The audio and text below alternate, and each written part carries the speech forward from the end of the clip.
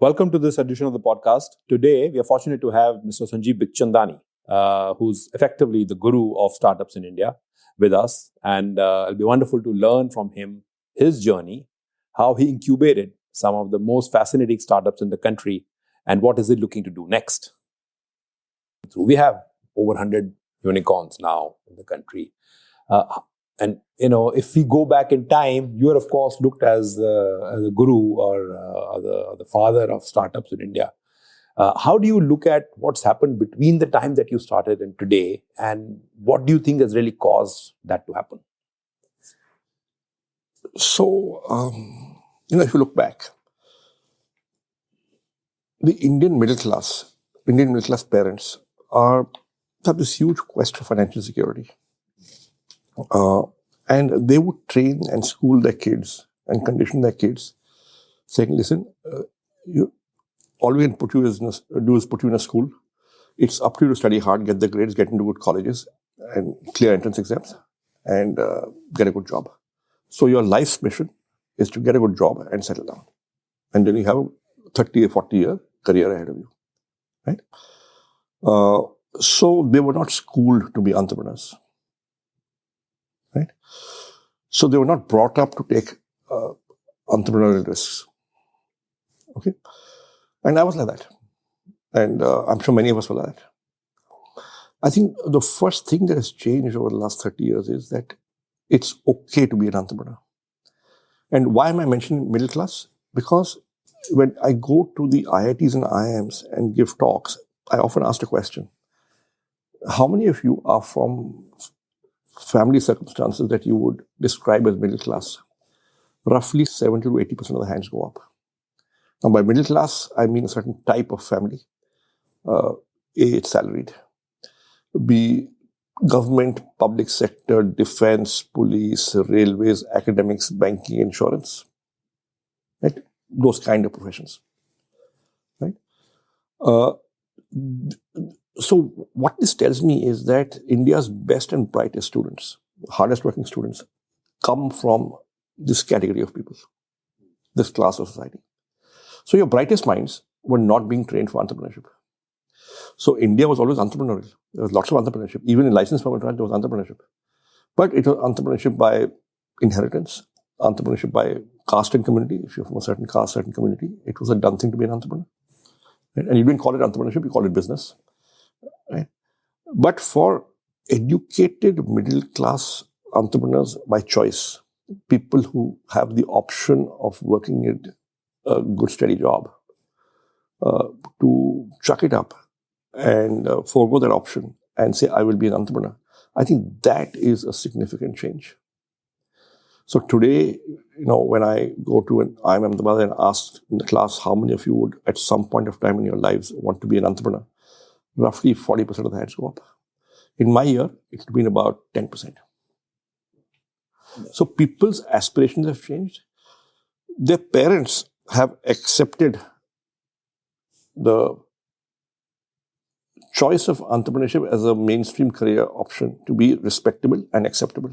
So when I quit my job in 1990, after 5 years of working in two multinationals, after studying management from IIM Ahmedabad, I was looked upon as an oddball and slightly crazy. What is wrong with your son? So there's a new kind of entrepreneur. There's an ecosystem that's developed. There are role models. There are people who walked that path before. There is risk capital. There are mentors. There are entrepreneurship networks. Looking back, it looks like a revolution. But actually, it was an evolution over 40 years. And if you look at which are the sectors, industries, companies, organizations that led this change?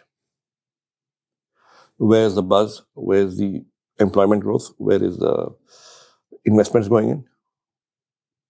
What's creating excitement? All of these are sectors and in companies that did not exist or barely existed 40 years ago. So IT services barely existed, very tiny. Okay. IT-enabled services did not exist. Mobile telephony did not exist. Internet did not exist. Organized retail did not exist. Private sector hospitals at large scale did not exist. Private airlines did not exist. Private banks did not exist. Private sector banks. Private sector, they barely existed. Private sector insurance companies did not exist. Right? So sector after sector, company after company has come up in 40 years. This tells you 2-3 things. Number one, that many of the giant companies of today were startups 40 years ago, 30 years ago, 20 years ago. Right? Two, by extension, therefore, many of the giant companies tomorrow will be from the startups of today. What government has done in digital public infrastructure, I think that's truly remarkable. That has spawned a whole bunch of business models, businesses, companies. So 100 million people will try. Maybe 10 million succeed. Maybe. And if 10 million succeeds over the next 30, 40 years, big, medium, small, whatever, in whatever fashion, right? The Indian economy will transform. And that is why startups are important. So you made certain career choices very early on, which may have seemed little, out of the ordinary, so to speak. What prompted you to... So I'd love to say it was a plan, but it wasn't a plan. Okay. Some of it was stupidity. Some of it was, luck by chance. Okay. But so I'll tell you what happened. So, I grew up in a family where, you either had to be a doctor or an engineer, right? My brother went to IIT Kanpur, and it was expected that I would go to IIT as well. I went to a school where that school put a lot of people into IIT, right? We were caned if we didn't do our homework, and it was that kind of school. Okay, so as luck would have it, all my friends were preparing for the IIT entrance, so I also decided, okay, to prepare for the IIT entrance. I got in, right? But when I went for the medical sort of counseling, I discovered I was partially colorblind. Okay, and the doctor said, "It's okay, son, you can join. Some careers might be, and some departments may be close to you, and it'll go down your permanent medical record, but you can join. Baki theek ho jayega." And for the first time, I sat and thought, right? And so why do I want to be an engineer? I never questioned it, right? And after 2 weeks of thinking, I realized I don't want to be an engineer.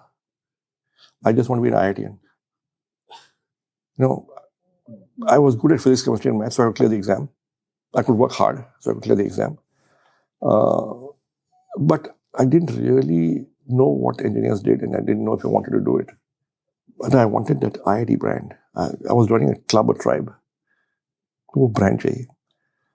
And when I realized that, then I said, okay, I've got St. Stephen's, economics. That's also a good brand and good reputation. Why not go there instead? At least I'm not barred or disabled. Right?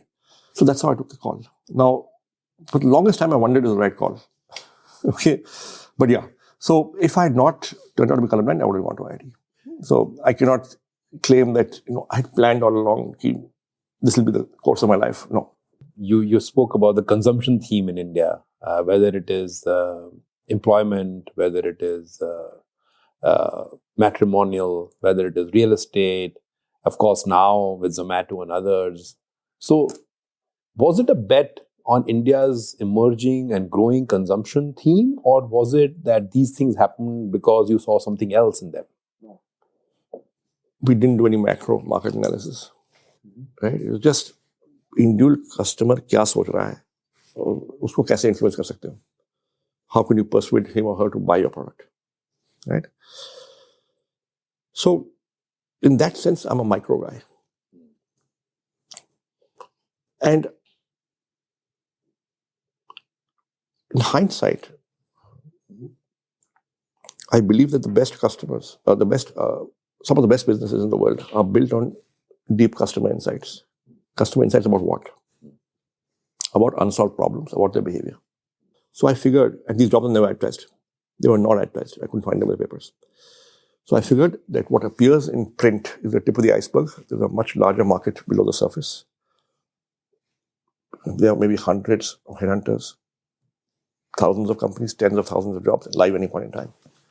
And jobs are a high interest category of information.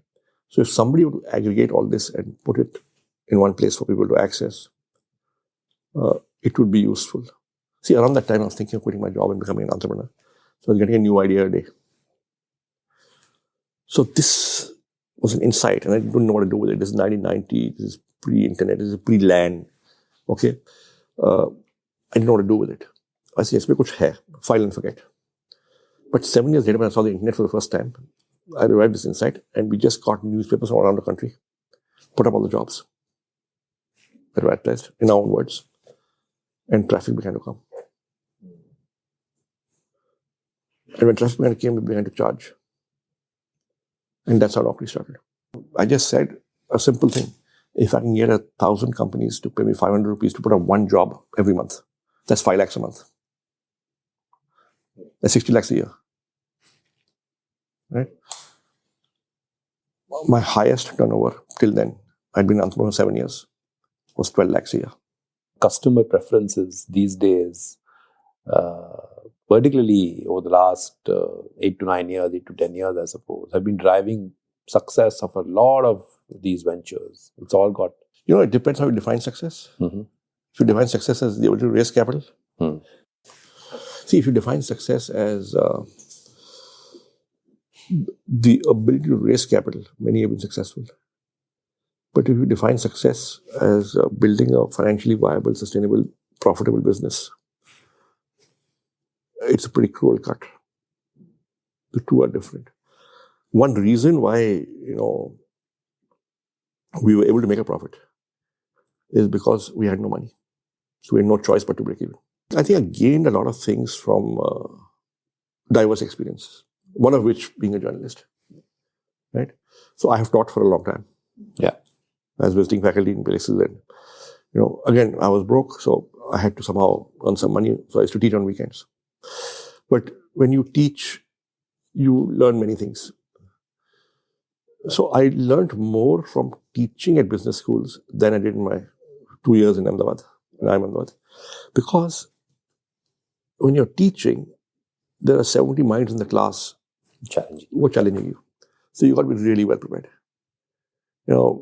As an MBA student, I could get away unless the professor picked on me to participate in class. That's the difference. And therefore, I had to work really hard for each class and prepare the case studies. Being a journalist helped me. I learned to write 800 words in 45 minutes, logically thought through, first thing. But what immediately impacted my business subsequently was that I learned how hard it is to fill up 16 or 24 pages of a newspaper every day. And how journalists have to scramble to do that, the whole team. And there would be about 70 to 80 press releases that would come into the pioneer office every day. Most would get trashed and not be used, but some would get used. So I learned to figure out which press releases are being used and which are not. When we launched Naukri in 97, I would write my own press releases and mail them out to 800 publications once a month. And invariably, we got coverage in enough places. Simple thumb rule. If there's a category that is getting advertising revenue in print, can you do an online equivalent of it and get revenue? So that's how we did jobs. I looked at print. We did matrimony because print mein ad aate the. We did real estate, big category in print. We did education, big category in print. So ये चार जो हमारे verticals हैं, the impulse or the catalyst has been that if it's big in print, it can be big on the net. Yeah, as an ad category. A lot of the businesses, many of those that you have invested in, and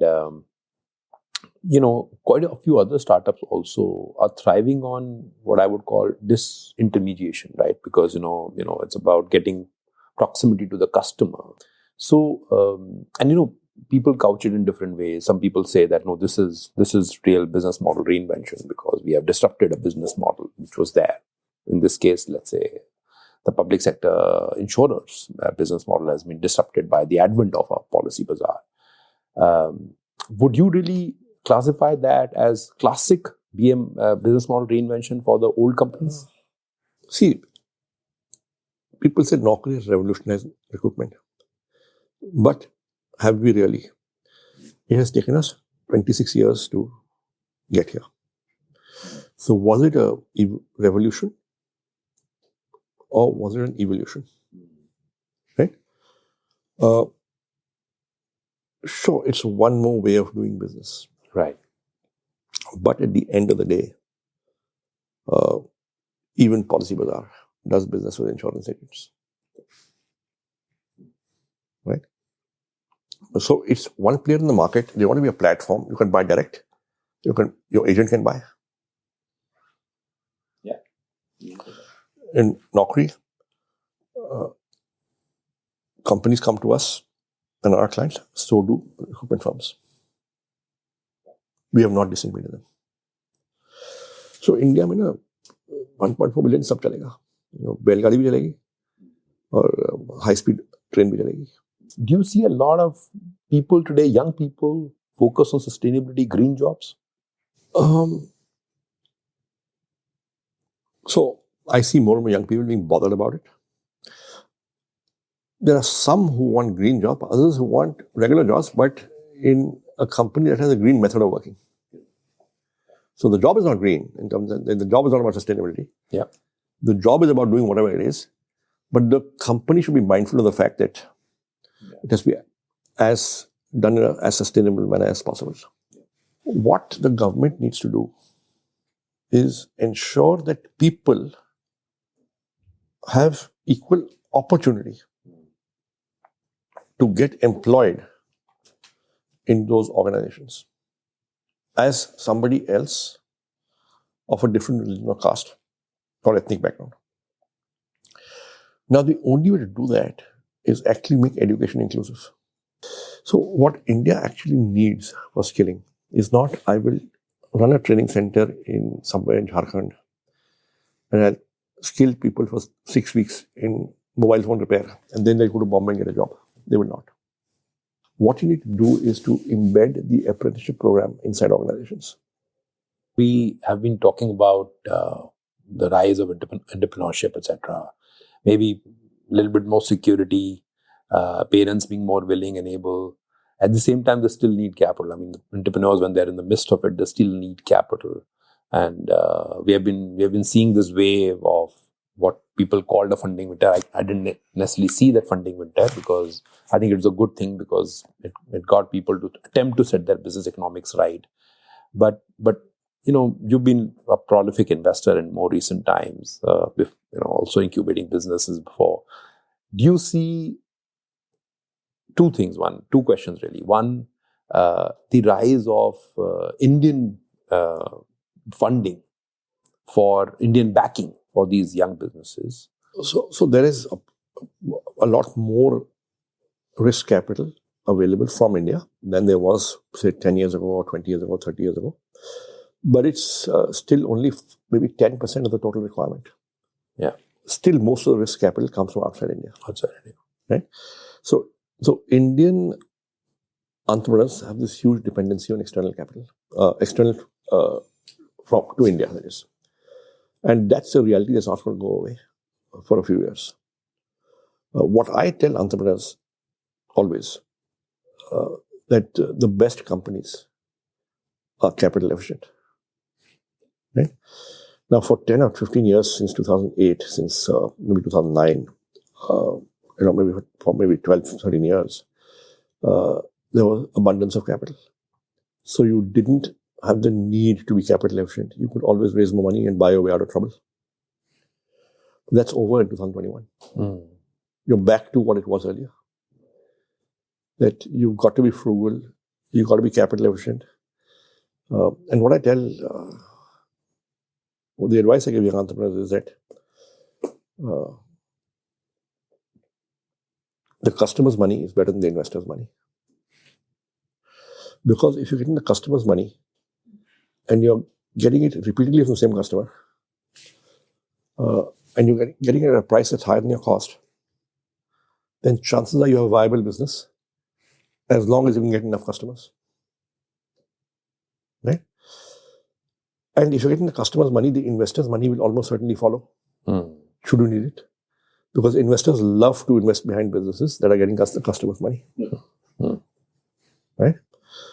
On the other hand, if you get the investors' money first, there's no guarantee the customer's money will come. Yeah. Because getting the investors' money sometimes is about making a good PowerPoint and making a good pitch and impressing two MBAs in their mid-20s across the table.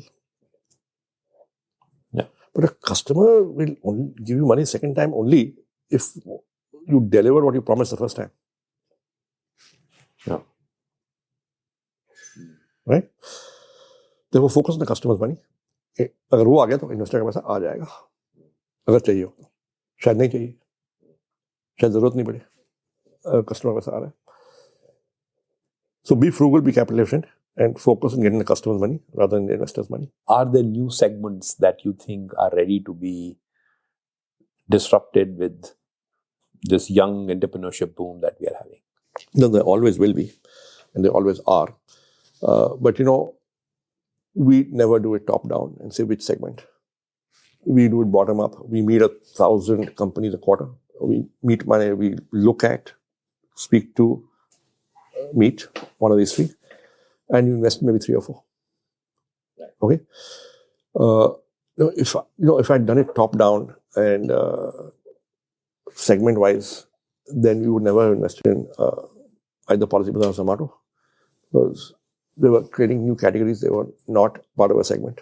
Yeah. So if somebody had told me in 2008, you should look at insurance comparison. I said, it did not exist.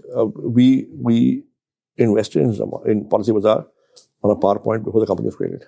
There was no category. Could I have anticipated a segment? Answer is no. Policybazaar created a category. There was no category of restaurant delivery and restaurant listings in 2010 when we went to Zomato. They created a new category. Yeah. We just liked what they did, liked the team, looked useful. So put a little bit of money, see what happens. And kept doubling down. So that's how we prefer to do it. We have a whole bunch of measures and we've got, I would say, pretty good expertise. And we deploy technology and we buy the best tools. And thus far, at least, touch wood, not have had a hack in a Naukri resume. Hackers are always one step ahead of you. So you can never boast, never brag. Just be a little paranoid and keep working. Sanjeev, thank you so much. Yes, thank you. This was really fascinating.